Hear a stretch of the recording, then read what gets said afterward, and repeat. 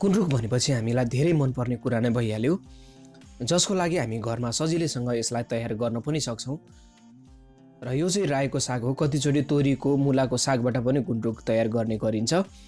र आफ्नै बारीमा अनि हाम्रो हजुरआमा, जसलाई म आमा पनि भनेर भन्छु, उहाँले यसरी टिप्दै हुनुहुन्छ र उहाँको तरिकामा आज गुन्द्रुक बनाउँछौँ। यो चाहिँ तोरीको फुल घरमा यो बारीमा फुलिरहेको थियो र यसरी टिप्दै हुनुहुन्छ उहाँले। यो साग मजाले तलको भागहरू यसरी टिप्दै हुनुहुन्छ।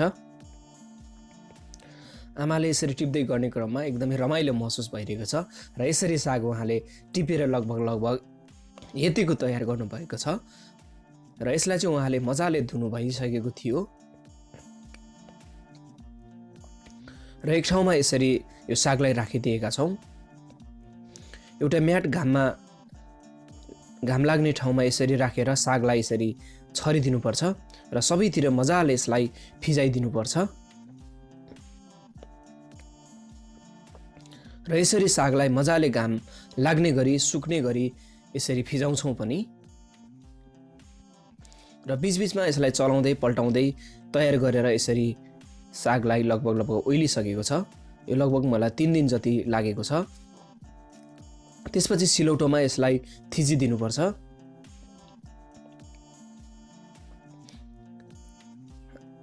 र सबै सागलाई यसरी थिच्दै तयार गर्दाखेरिमा एकदमै स्वादिलो गुन्द्रुक तयार हुनलाई मद्दत पनि गर्छ र यसरी साग थिचेर तयार पनि भयो। अब यसलाई खाँद्ने भनेर भन्छौँ। एउटा भाँडामा यसरी सागलाई राखिदिनुपर्छ। एकदमै दबाब हुने गरी यसरी प्रेस गर्नुपर्छ, दबाउँदै यसलाई यसरी तयार गर्नुपर्छ।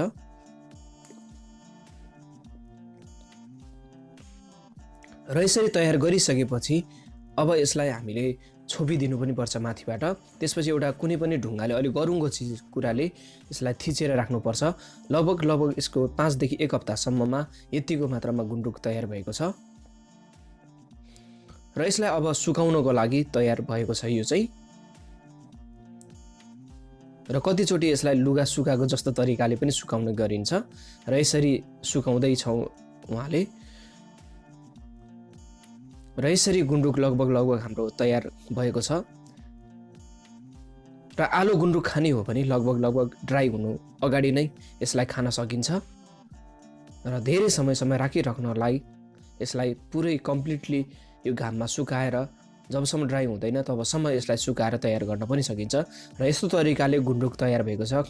कति सजिलोसँग हाम्रो घरमा तयार पनि हुन्छ र यस्तै तरिकाले तपाईहरूले पनि आफ्नो घरमा गुन्द्रुकलाई तयार गर्नलाई मजाले सक्नुहुन्छ। अति नै मनपर्ने हाम्रो नेपालमा गुन्द्रुक भनेपछि धेरैलाई मनपर्ने कुरा हो र यस्तो तरिकाले नै तपाईहरूले पनि पक्कै पनि तयार गर्नुहोला र आफ्नो घरमा मजाले यसलाई स्टोर गरेर राख्न पनि सकिन्छ। धेरै समयसम्म यसलाई राखेर मजाले खान पनि सक्ने कुरा नै भइहाल्यो।